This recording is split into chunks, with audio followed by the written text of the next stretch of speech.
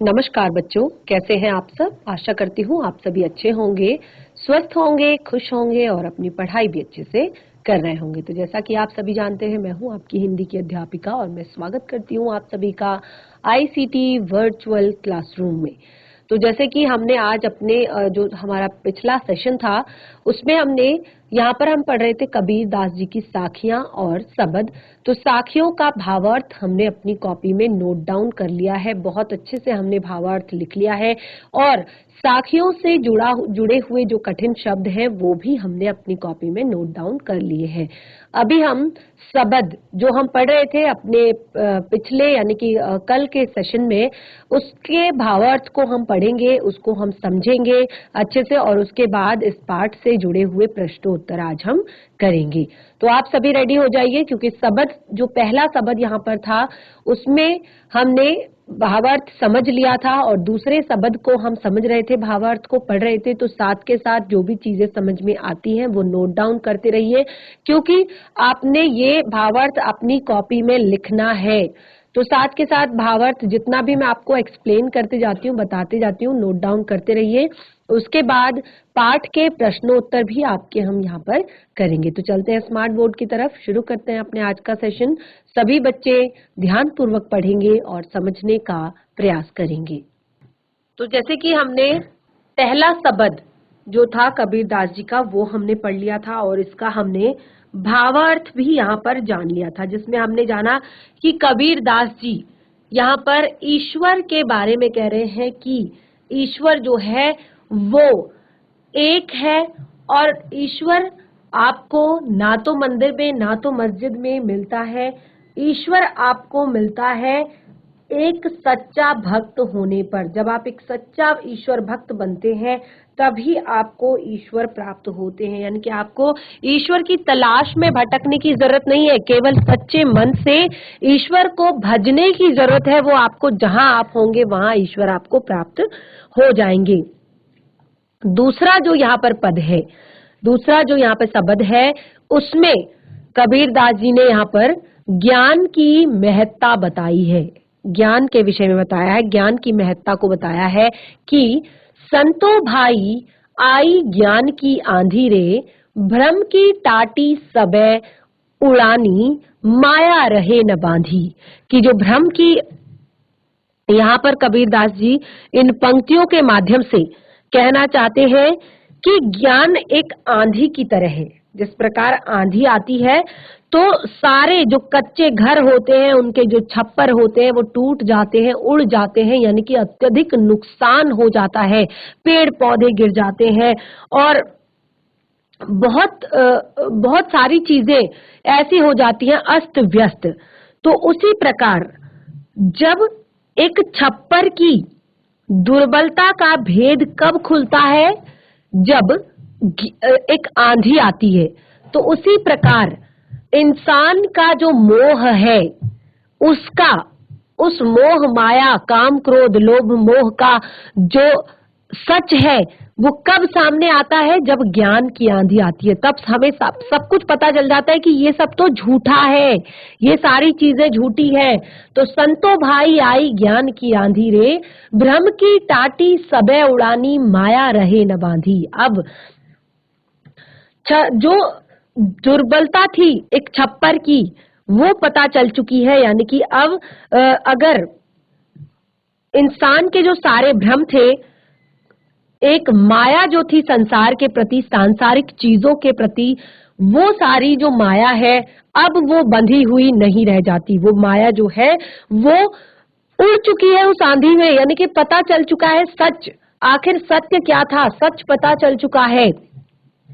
तो क्या होता है, हित चित्त की द्वैथूनी गिरानी, मोह विलिंडा टूटा, तृष्णा छानी परी घरी ऊपरी, कुबुद्धि का भांडा फूटा।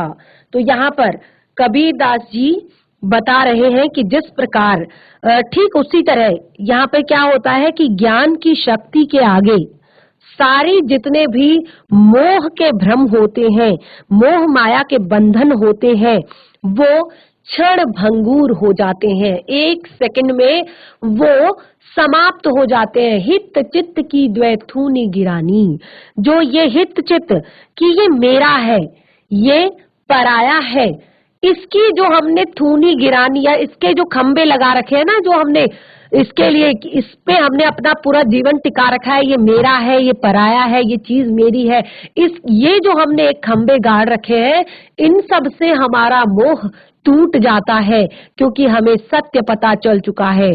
तृष्णा छानी परी घर ऊपरी, और जो तृष्णा की छत बनी हुई है, इच्छाओं की, आशाओं की, तृष्णाओं की जो छत बनी हुई थी, वो घर के ऊपर, यानी कि जिसका हम अपने ऊपर छत लेकर घूम रहे थे, आशाओं की, तृष्णाओं की, इच्छाओं की, वो छत अब उड़ चुकी है, क्योंकि ज्ञान की आंधी आ गई है, कुबुद्धि का भांडा फूटा। और इन सबको चीजों को प्राप्त करने में, इन सब चीजों को प्राप्त करने के लिए जो हम तरह तरह की बुद्धि लगाते हैं, तरह तरह की हम बुद्धि का प्रयोग करते हैं कि ऐसा करने से ऐसा होगा, ऐसा करने से ऐसा होगा। कई बार अपने स्वार्थ के लिए हम गलत काम भी कर जाते हैं, यानी कि हमें अपना स्वार्थ सीधा करना है, उसके लिए हम कुछ भी गलत करने के लिए तैयार हो जाते हैं। तो वो कुबुद्धि जो हमारे अंदर आती है, उस कुबुद्धि का भी भांडा फूट जाता है।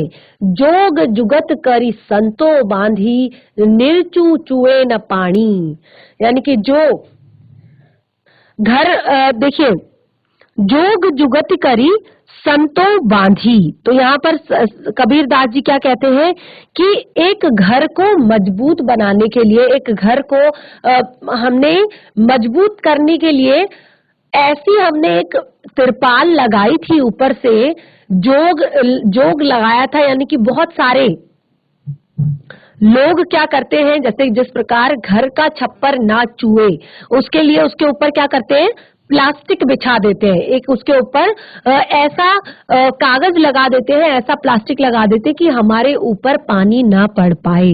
तो वही जोग जुगत करी संतों बांधी, बहुत सारे संतों ने बहुत सारी योग तपस्या के कारण मतलब ये करने का प्रयास किया था, बहुत सारी योग किया, बहुत सारा तपस्या की, और उससे ताकि उनके ऊपर पानी की बूंद ना गिर पाए, उनके ऊपर एक जल की बूंद ना गिर पाए।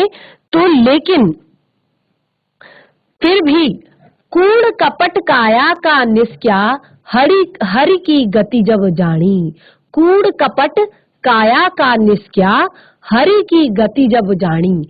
तो ये सब जो कूड़ कपट काया, ये सारी चीजें थी, ये सब समाप्त हो गई, ये सब खत्म हो गई जब हरि की असली गति, भगवान का असली एक होता है ना कि भगवान की कृपा से सब कुछ होता है, भगवान की गति से हम चल रहे हैं, ईश्वर जैसा चाहेगा वैसा हमें चलाएगा।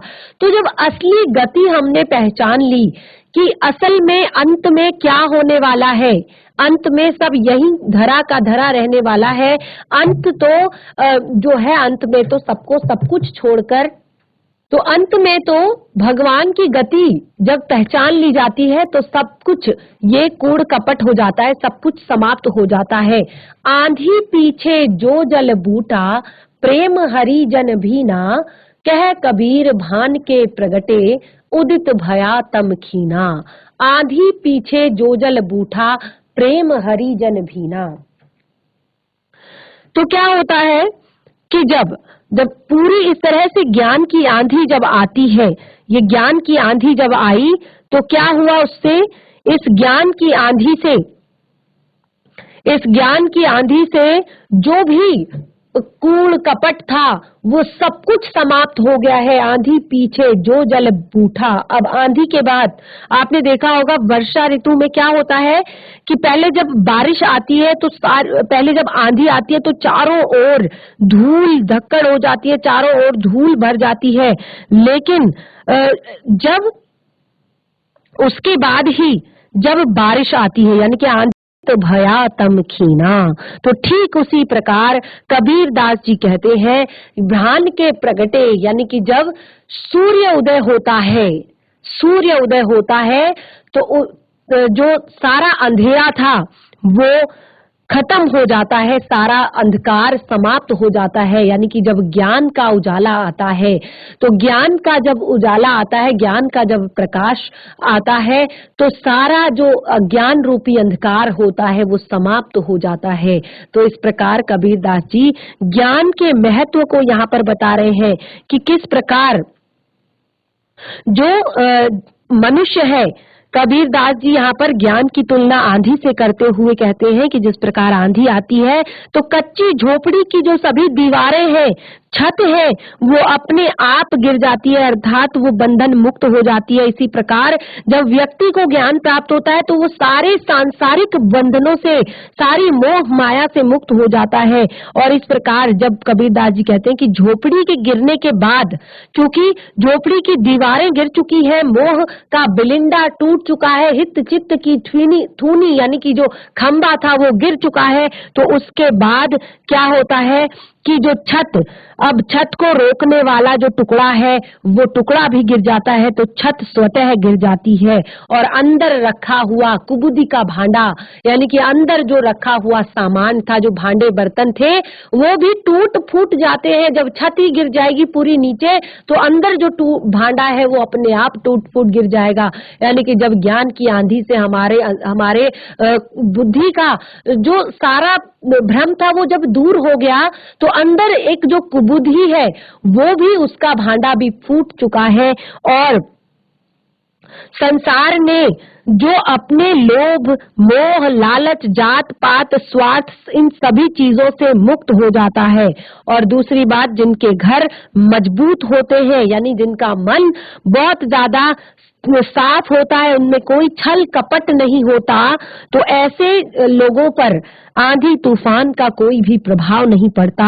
अर्थात जो ज्ञानी व्यक्ति है उसे कोई भी सांसारिक चीजें डगमगा नहीं सकती। और आंधी के बाद बरसात से, जब एक बार आंधी आ चुकी है ज्ञान की, उसके बाद जब बरसात होती है तो सारी गंदगी धुल जाती है, सारी धूल चली जाती है। और उसी प्रकार जब ज्ञान की आंधी आती है तो मनुष्य का मन भी निर्मल हो जाता है, साफ हो जाता है और वो ईश्वर भक्ति में लीन हो जाता है। तो इस तरह पूरा भावार्थ भी हमने कंप्लीट कर लिया है। अब यहाँ पर आप देख सकते हैं, देखिए यहाँ पर साखियों और सबद से जुड़े हुए टोटल 13 प्रश्न यहाँ पर दिए गए हैं। आपकी पाठ्य पुस्तिका से अभ्यास के प्रश्न, जो 13 प्रश्न यहाँ पर दिए गए हैं, इन सभी प्रश्नों के उत्तर हम यहाँ पर करेंगे। तो आप रेडी हो जाइए कॉपी पेन पेंसिल लेकर, जितना भी आपको समझ आता है फटाफट सभी प्रश्नों के उत्तर आप करेंगे, कॉपी में नोट डाउन करेंगे, क्योंकि आज चैप्टर पूरी तरह से कंप्लीट हो चुका है। पाठ में साखियां और सबद दोनों हमने पढ़ लिया है, दोनों का हमने भावार्थ भी यहाँ पर कर लिया है। तो अब अभ्यास के प्रश्न आते हैं, तो रफ कॉपी या फेयर कॉपी जो भी आपके पास है फटाफट निकाल लीजिए, जल्दी से इन्हें नोट डाउन करते हैं। तो ये है हमारे चैप्टर का प्रश्नोत्तर से जुड़ा हुआ यहाँ पर पाठ जो है। पहला प्रश्न आपकी इस पाठ्य पुस्तिका में दिया गया आपके पाठ से कबीर के दोहे, कबीर की साखियां और सबद से जुड़ा हुआ। तो शुरू करते हैं हम अपने प्रश्नोत्तर को। आप देख सकते हैं यहाँ पर आपकी पाठ्य पुस्तिका जो क्षितिज है उसका चैप्टर 9 ये है, काव्य खंड का पहला चैप्टर, और इसमें आपके सभी प्रश्नों के उत्तर यहाँ पर दिए गए हैं। पहला प्रश्न है, मान सरोवर से कवि का क्या अभिप्राय है?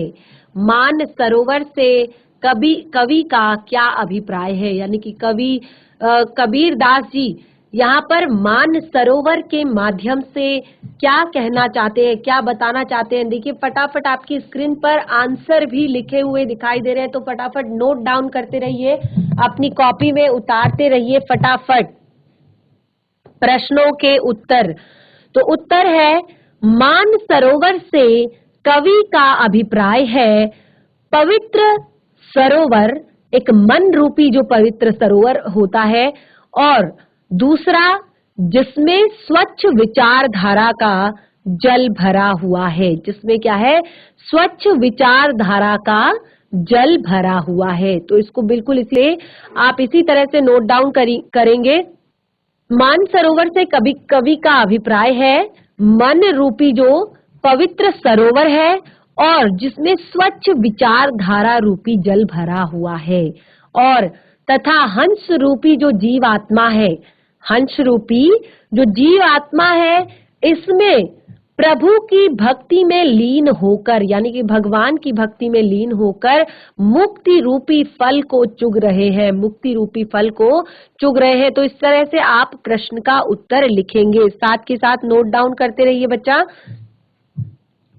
प्रश्नों के उत्तर साथ के साथ अपनी कॉपी में नोट डाउन करेंगे। अगला प्रश्न है कवि ने सच्चे प्रेमी की क्या कसौटी बताई है? कवि ने एक सच्चे प्रेमी की क्या कसौटी बताई है? क्या कहा है कबीरदास जी ने सच्चे प्रेमी के बारे में? आप सभी को बहुत अच्छे से चैप्टर क्लियर करवा दिया गया है और साथ ही पाठ का भावार्थ भी हमने पिछले सेशन में, यानी कि इससे पहले जो हमने सुबह के वक्त जो आपका सेशन लिया था हिंदी का, उसमें हमने भावार्थ भी बहुत अच्छे से करवा दिया था। तो एक सच्चे प्रेमी की क्या कसौटी बताई गई है? देखिए, कवि ने यहाँ पर सच्चे प्रेमी की जो कसौटी है उसको बताते हुए यह कहा है कि जो सच्चा प्रेमी है, अर्थात जो ईश्वर को ही अपना प्रेमी समझकर उसे पाने का प्रयास करता है और इसके अलावा कोई मोह नहीं रखता, इसके अलावा उसको संसार में और कोई मोह नहीं है, यानी कि वो इधर उधर नहीं भटकता, वो केवल और केवल ईश्वर में ही सच्चा प्रेम ढूंढता है। उसे सांसारिक चीजों से, सांसारिक मोह माया से कोई लेना देना नहीं है और उसने वो संसार के मोह बंधन में नहीं बंधा हुआ है, वही सच्चा प्रेमी है। कबीरदास जी की नजरों में वही सच्चा प्रेमी है जो ईश्वर को एक मन होकर भज रहा है और उसका जो मन है वो किसी और चीज में नहीं लगा हुआ है। अगला, तीसरे दोहे में कवि ने किस प्रकार के ज्ञान को महत्व दिया है? अभी अभी हमने यहाँ पर तीसरी साखी जो कबीरदास जी की यहाँ पर पढ़ी, तो उसमें कबीरदास जी ने कौन से किस प्रकार के ज्ञान को महत्व दिया है?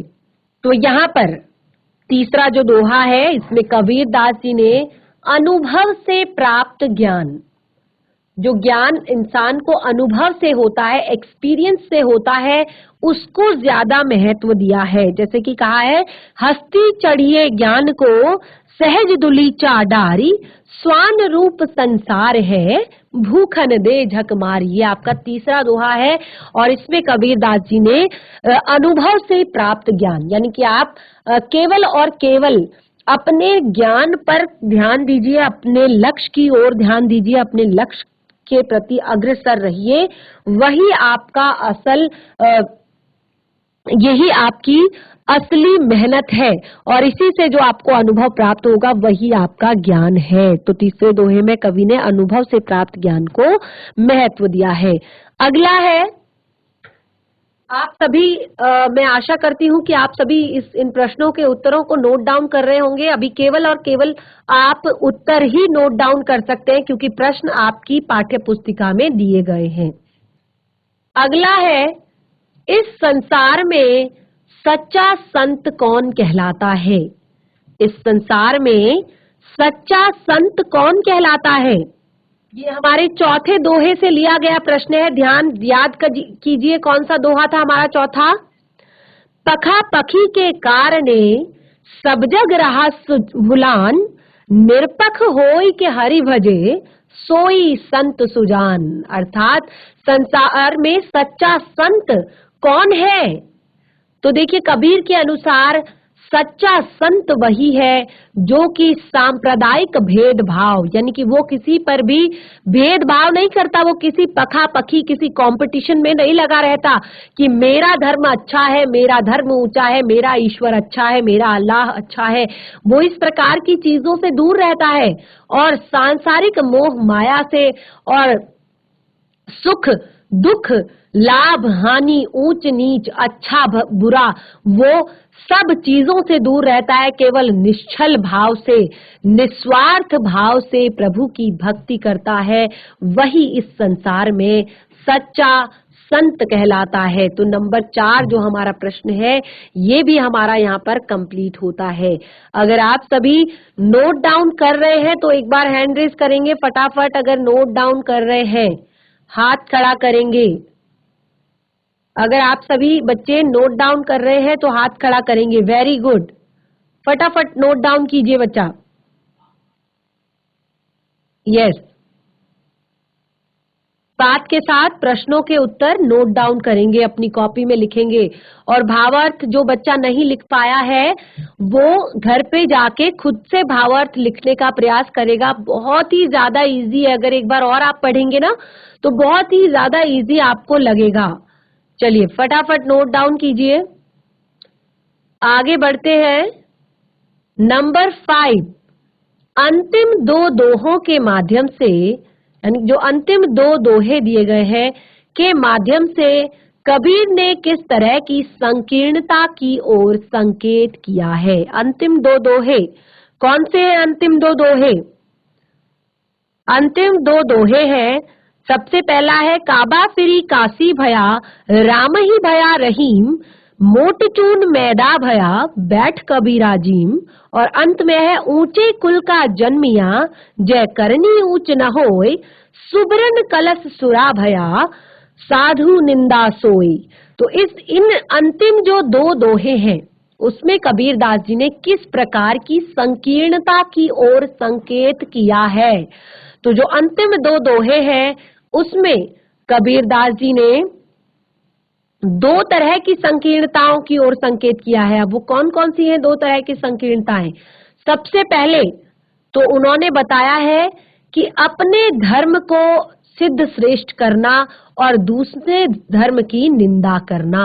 यानी कि लोग अपने धर्म को श्रेष्ठ बताते रहते हैं और दूसरे के धर्मों की निंदा करते हैं, दूसरे के धर्मों की के बारे में भला बुरा कहते हैं।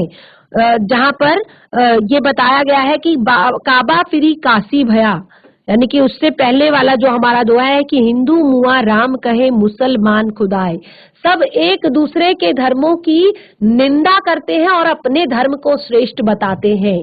और दूसरा, ऊंचे कुल में जन्म लेने का जो गर्व है उसकी संकीर्णता, यानी कि लोग सोचते हैं कि मैंने बहुत ऊंचे कुल में जन्म लिया है, इसी के कारण सब मुझे जानते हैं, सब मुझे मानते हैं।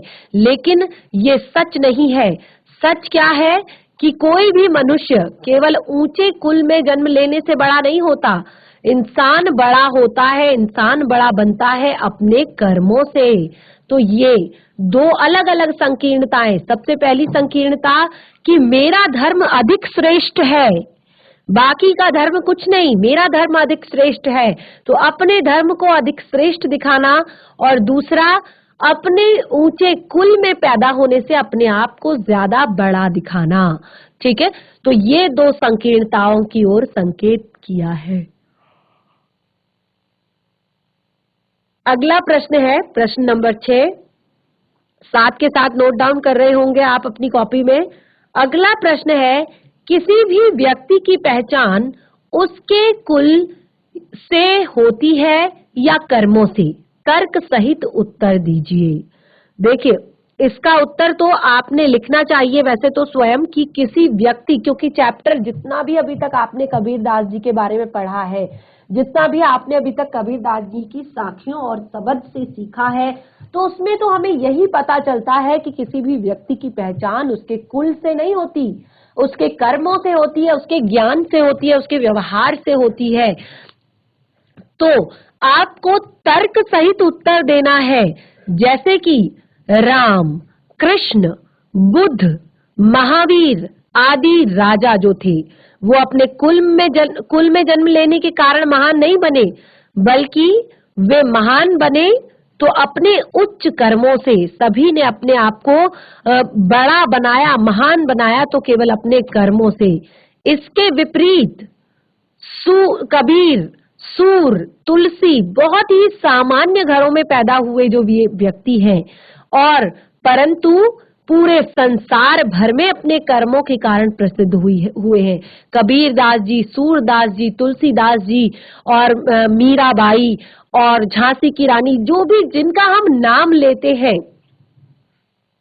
ये लोग, कई लोग संसार में केवल और केवल अपने कर्मों से जाने जाते हैं। उनका कुल उतना ज्यादा, जैसे कि यहाँ पर हमने कबीर दास जी के बारे में अभी अभी पढ़ा, कबीर दास जी की साखियां ही हम पढ़ रहे हैं और उनका जीवन परिचय भी हमने पढ़ा था।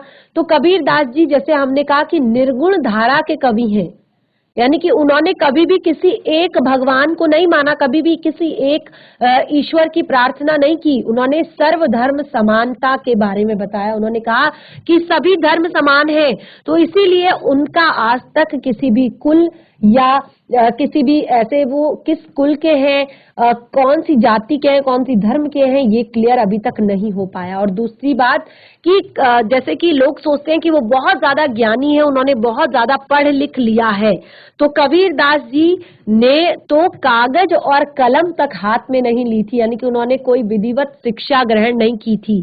तो उनका जो अभी तक नाम आप पढ़ रहे हैं, सुन रहे हैं, तो ये सब उनके कर्मों के कारण ही हो पाया है, जो उन्होंने अपने अच्छे कर्म किए हैं, और इसी कारण वो संसार भर में प्रसिद्ध हुए हैं। तो अतः हम कह सकते हैं कि व्यक्ति की पहचान ऊंचे कर्मों से होती है, ना कि ऊंचे कुल से। तो इसमें आप और भी बातें अपने तरह से लिख सकते हैं, जो भी चीजें आपको समझ में आ रही हैं वो आप लिख सकते हैं। थोड़ा जल्दी जल्दी फटाफट लिखने की कोशिश करें। आगे बढ़ते हैं। आगे है, काव्य सौंदर्य स्पष्ट कीजिए। हस्ती चढ़िए ज्ञान को सहज दुली चाडारी, स्वान रूप संसार है भूखन दे झक मारी। आपको इसका यहाँ पर आपने काव्य सौंदर्य स्पष्ट करना है, काव्य सौंदर्य आपको बताना है। तो सबसे पहले आप भाव सौंदर्य बताएंगे, उसके बाद शिल्प सौंदर्य बताएंगे, और उसके बाद ये ही आपका काव्य सौंदर्य होगा। यानी कि आप बताएंगे कि यहाँ पर ज्ञान को उन्होंने महत्व बताया, ज्ञान का महत्व बताया है, और जो ज्ञान की प्राप्ति करने वाले साधक होते हैं वो हाथी पर चले जाते हैं, यानी कि वो उनको ज्ञान प्राप्त है, लेकिन जो आलोचना करने वाले होते हैं वो कह कहकर, बोल बोल कर जब आप अपने लक्ष्य को प्राप्त कर लेते हैं तो वो आप बोलते रह जाते हैं और आप आगे बढ़ जाते हैं। तो इस तरह से इसमें भक्ति रस की प्रधानता है, साधु कड़ी भाषा का प्रयोग हुआ है, हस्ती, स्वान, ज्ञान आदि तत्सम शब्दों का प्रयोग हुआ है। इस तरह से आप काव्य सौंदर्य लिख सकते हैं। आगे बढ़ेंगे। सभी ने नोट डाउन कर लिया होगा, जहां तक की मेरी आशा है। प्रश्न नंबर 7 आप स्वयं से करेंगे, 6 तक आप नोट डाउन कर सकते हैं। ठीक है, आगे बढ़ेंगे। सबद से जो लिए हुए प्रश्न हैं, सबद कबीर दास जी के जो सबद हैं उनसे जो लिए गए प्रश्न हैं उनको हम पढ़ेंगे। ईश्वर, मनुष्य ईश्वर को कहाँ कहाँ ढूंढता है। तो यहाँ पर पहला ही सबद है, उसका अर्थ, उसमें आपको इसका जो आपका उत्तर है वो मिल जाएगा कि मनुष्य ईश्वर को कहाँ कहाँ ढूंढता है। तो जो मनुष्य में जो हिंदू है वो अपने ईश्वर को मंदिर तथा पवित्र तीर्थ स्थलों पर ढूंढता है, मुस्लिम अपने अल्लाह को काबे या मस्जिद में ढूंढता है, और मनुष्य ईश्वर को योग से, वैराग्य से तथा अनेक धार्मिक क्रियाकर्मों के द्वारा खोजता रहता है, अनेक क्रियाकर्म करता रहता है मनुष्य ईश्वर को प्राप्त करने के लिए। ठीक है, ये पहला प्रश्न है सबद का। अगला प्रश्न है, कबीर ने ईश्वर प्राप्ति की किन किन प्रचलित विश्वासों का खंडन किया है। तो देखिए, एक भी ऐसा प्रश्न नहीं है कि आपको यहाँ से देखकर लिखने की आवश्यकता पड़े। सारे प्रश्न ऐसे हैं कि क्योंकि आपने भावार्थ को समझ लिया है तो आप स्वयं से कर सकते हैं, लेकिन अगर उतार रहे हैं तो केवल आंसर उतारिए।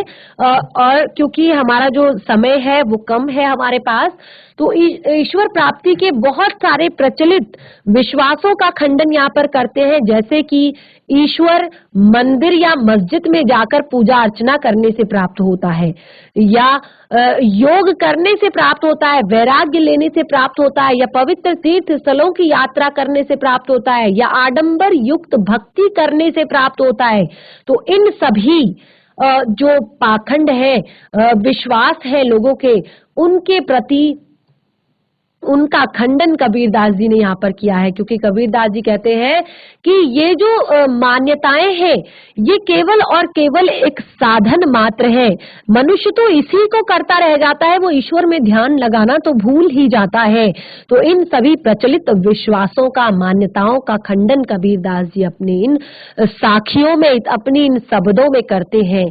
अगली पंक्तियां हैं, अगला प्रश्न है, प्रश्न नंबर 10, कबीर ने ईश्वर को सब श्वासों की श्वास में क्यों कहा है? देखिए क्यों कहा गया है, क्योंकि इंसान की जो रचना की है, सभी जीवों की जो रचना की है वो ईश्वर के द्वारा की गई है। तो ईश्वर को हर श्वास की श्वास में इसीलिए कहा है क्योंकि ईश्वर हर प्राणी में समाया हुआ है। सभी व्यक्तियों के अंदर ईश्वर है। आपको ईश्वर को बाहर ढूंढने की आवश्यकता नहीं है, ईश्वर को बाहर खोजने की आवश्यकता नहीं है। केवल ध्यान पूर्वक अपने मन में झांकिए, अपने अंदर ध्यान कीजिए, ईश्वर आपको प्राप्त हो जाएंगे।